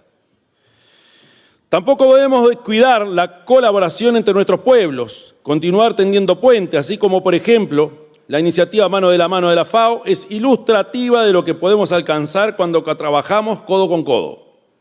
Al unir recursos con necesidades críticas y hacerlo desde un enfoque ascendente que se origina desde los propios territorios, la iniciativa ha demostrado una y otra vez el valor crucial que pueden alcanzar los esfuerzos mancomunados para combatir el hambre y la pobreza en las poblaciones más vulnerables. A nivel estratégico, creo que es relevante subrayar la actualización del Plan de Seguridad Alimentaria, Nutricional y Erradicación del Hambre de la CELAC, también conocido como el Plan San-CELAC, aprobado por unanimidad de nuestros 33 países latinoamericanos y caribeños en el año 2024 y que representa la constatación de un consenso regional para la lucha contra el hambre y la malnutrición. Y es una respuesta concreta de América Latina y el Caribe para cumplir con los objetivos internacionales establecidos en la Agenda 2030 y que espero se puedan apoyar en el compromiso alcanzado en Sevilla de este año. Confiamos en que desde la presencia pro tempore de Uruguay en la CELAC podamos seguir contribuyendo a tender puentes en pro de la construcción de consensos que den resultados en los tiempos que vivimos. Por nuestra parte, como Uruguay, seguiremos trabajando en pos de estas máximas con todos los actores involucrados. En este 80 aniversario de la FAO debemos recordar la misión asumida 80 años atrás. Renovemos el espíritu que nos impulsó a fundar esta organización y trabajemos para que su lema, Fiat Panis, deje de ser una aspiración y se transforme en una realidad. Porque en definitiva, como dijo su santidad, quienes pasan hambre no nos son ajenos, sino que son nuestros hermanos. Y en definitiva, en base a la filosofía, en base a esa vocación antropológica de entender que el otro es nuestro hermano, así podremos salir adelante. Muchas gracias.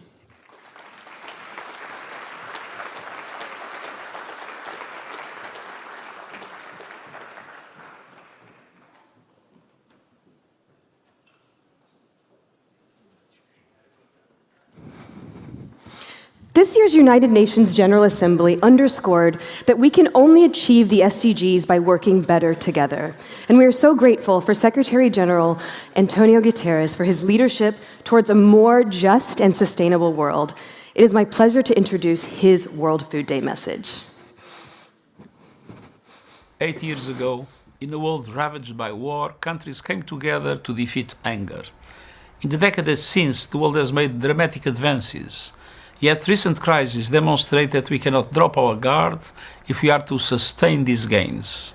We have the tools, knowledge and resources to end hunger and provide good, healthy food to all. What we need is unity. Today around the world, 673 million people still go to bed hungry every night.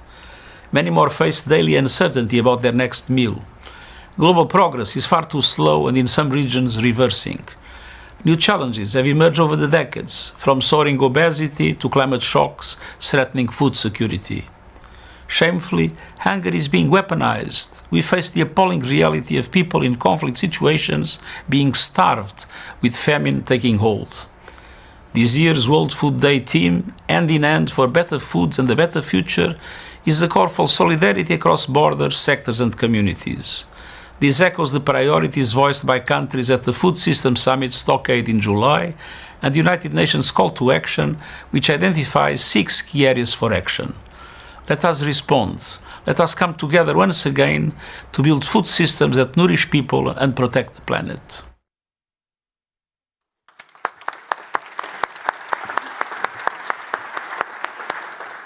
Better together in solidarity, and how best to do that but with our Rome-based agency colleagues. Thank you very much for being here. It is my pleasure to introduce Mr. Donald Brown, who is here for IFAD's president, who unfortunately could not be here with us. Thank you very much. The stage is yours.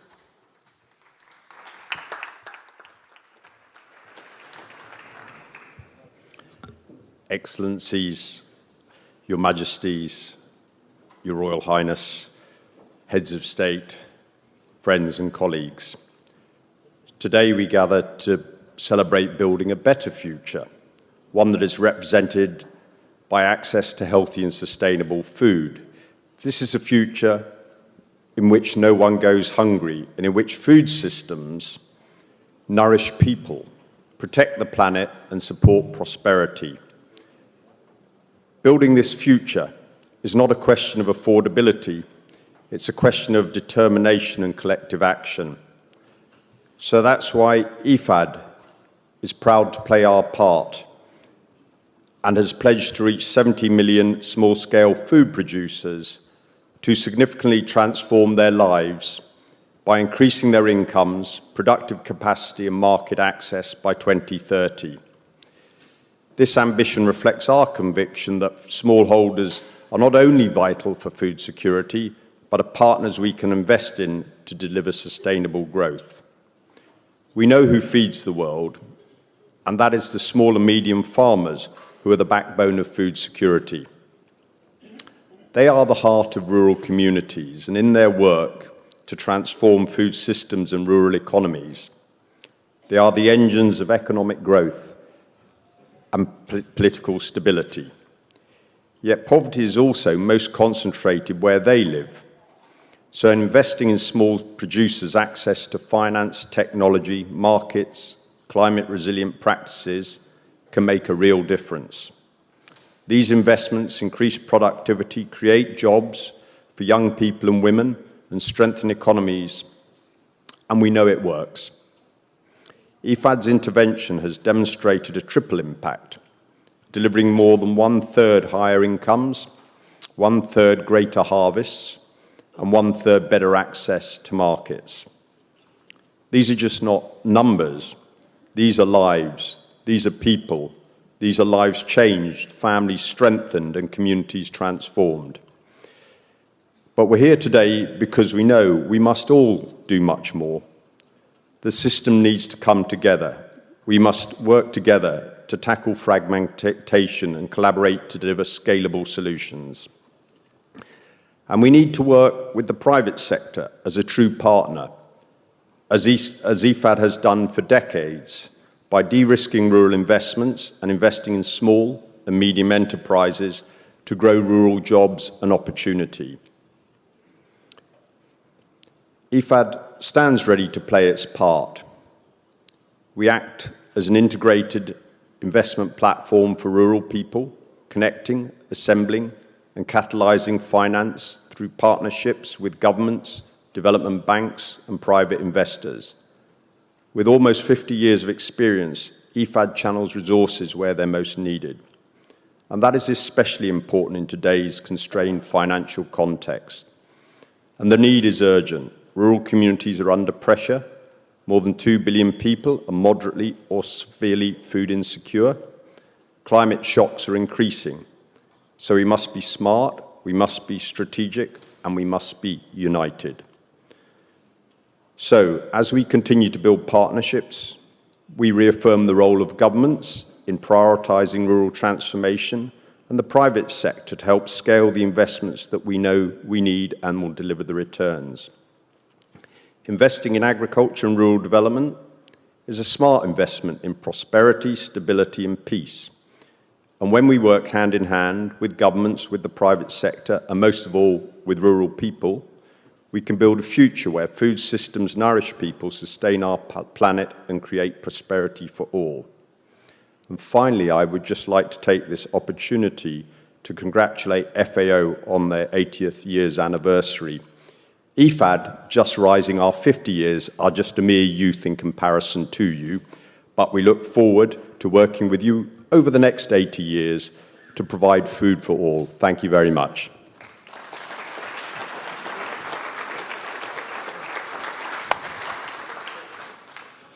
Thank you very, very much indeed, Donal. Quite simply, the Rome-based agencies are stronger when we work together and our impacts are greater. Regrettably, Cindy McCain, the Executive Director of the World Food Programme, cannot be with us here today, and I know that we all join her together in wishing her a quick and full recovery. Mr. Carl Scow, the Deputy Executive Director and Officer in charge of the World Food Programme, has kindly agreed to speak on her behalf today. Mr. Scow, please. Thank you.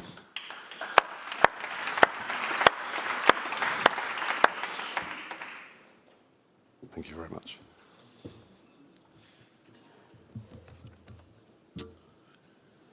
Your Majesties, Mr. President, Director General, Excellencies, colleagues and friends.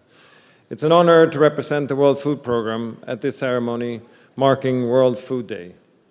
I want to take this opportunity to congratulate FAO on the 80th anniversary of its foundation and on its impressive achievements.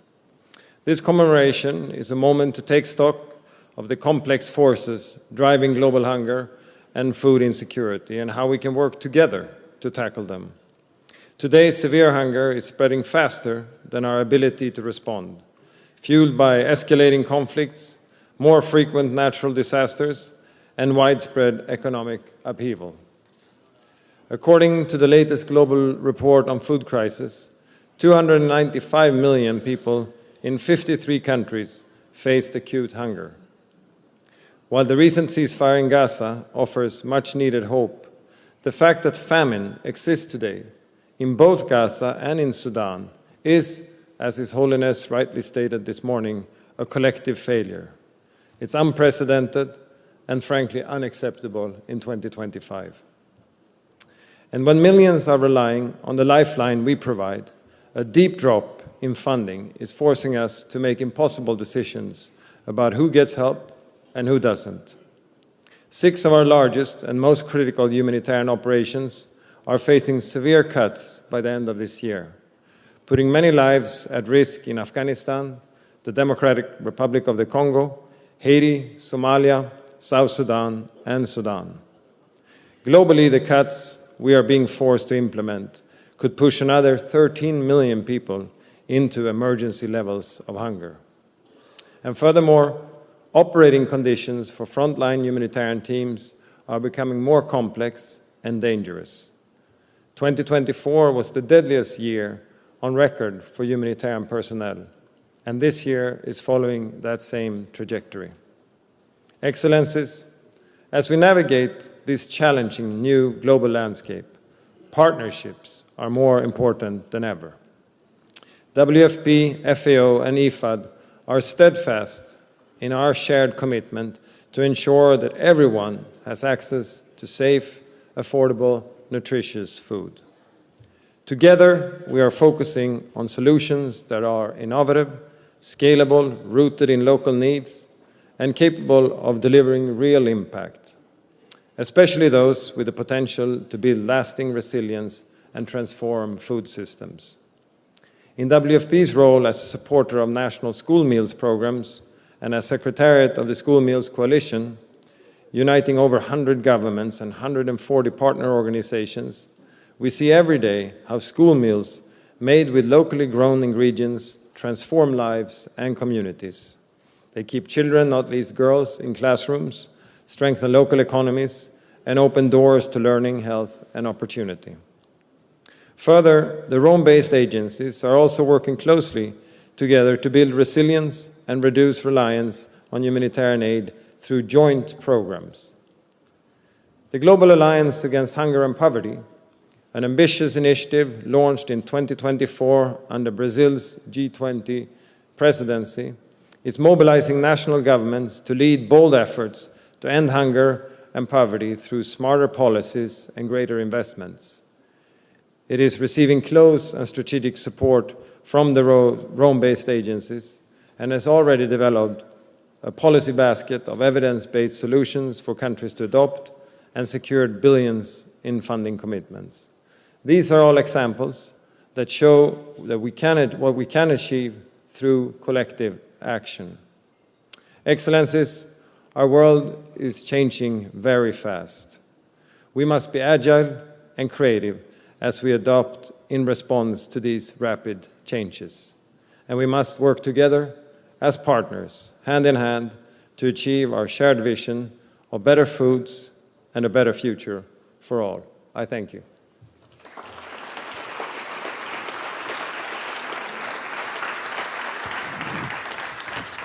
And now it is my extreme honor to welcome the person who anointed me the first ever United Nations Youth Champion for the International Year of Youth in 2010, the 8th Secretary General of the United Nations, Mr. Ban Ki-moon.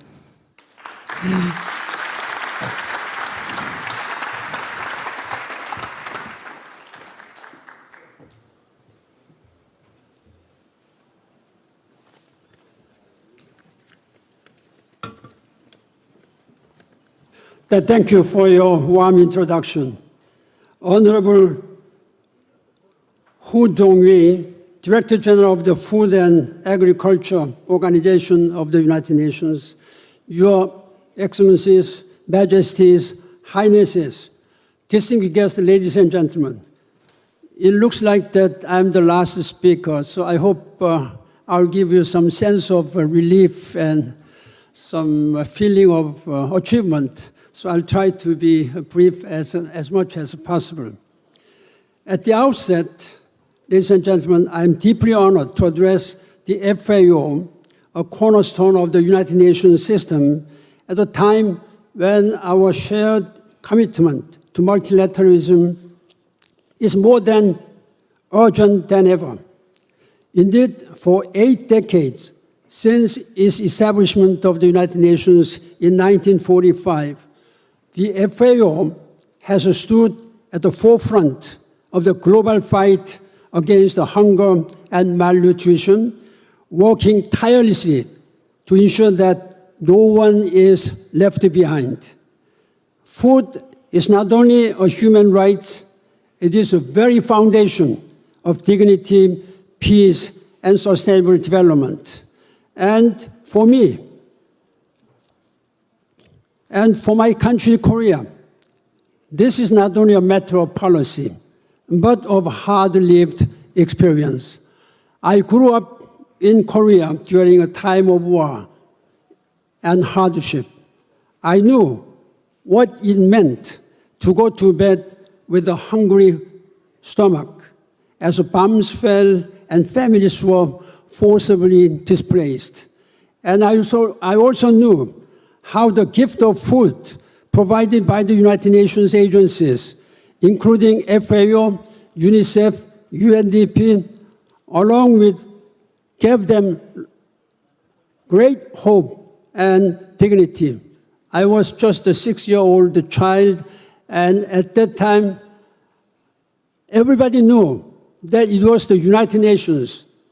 And at the core of the United Nations, 28 countries supported the Korean Peninsula at the time, and I am the real witness how this poverty and war has deep relationship. Therefore, it is absolutely necessary that United Nations and all the leaders of the political leaders of the world work for peace and stability before we talk about this food systems. That experience has never left me, and it is why I believe so deeply in the FAO's guiding mission. The United Nations saved my country during the Korean War, as I said. The UN has therefore always meant a great deal to me personally, long before I became as Secretary General for 10 years. Distinguished guests, ladies and gentlemen, no nation can achieve food security alone. Climate change, conflict, economic shocks, and pandemic do not respect borders. Thus, multilateralism is not just an option. It is the only path forward to address these closely interconnected challenges. Food security is inherently interlinked with both peace and sustainable development. Quite simply, there is no food security without peace, and vice versa. Yet, all around the world today, we see how conflict fuels hunger, and how hunger, in turn, deepens instability among and between the countries. From displaced families struggling to eat, to farmers cut off from their land, the human toll is devastating. But at this moment of increasing conflict and division, we must work together across borders and communities to break this cycle. Many speakers have talked that we must work together. And investing in food security is investing in peace. It is also investing in sustainable development and actively advancing progress on SDG 2, zero hunger. It is enhancing sustainable agri-food system, which means better health, better economies, and a better environment for all. In order for us to transform agri-food systems to be more resilient, inclusive, and sustainable, we must cooperate by ensuring diverse, nutritious, safe, and affordable food while protecting the planet's biodiversity and natural resources. To do so, dynamic partnership among governments, civil society, the private sector, farmers, indigenous peoples, the United Nations, and especially young people are vital. In addition, equality is central to achieving food security and sustainable development. And also, particularly, empowering women is both moral imperative and a practical necessity. It increases productivity, improves nutrition, and fosters resilience. Excellencies, ladies and gentlemen, with the FAO leadership and the solidarity of the international community, it is imperative that we turn food system into pillars of stability, dignity, and hope for all the people around the world. Let us reaffirm our commitment to multilateralism and solidarity. Let us recognize food as a bridge for peace and cooperation, not as a source of division. And let us work together across borders, across sectors, and across generations, and to build a world free of hunger, where sustainable food systems nourish both people and planet. Today, the world looks to the FAO and to all of us to show that solidarity is stronger than scarcity, and that cooperation can triumph over conflict. Therefore, it's very important that we must work together and leave no one behind. Let us ensure that every child in every community has a right to a healthy meal and hope of a better future. Together with the courage and unity, we can transform the vision of zero hunger into a lasting reality for the present generation and our succeeding generations. My experience as Secretary General is that there is not a single country in this world, however powerful or resourceful one may be, Americans or Europeans, China, we must join all our hands on our deck together. That's the hard and important lessons which I have learned, and I'm now conveying to you. Let us work together. That's the only way we can save our humanity from succeeding generations. Thank you very much.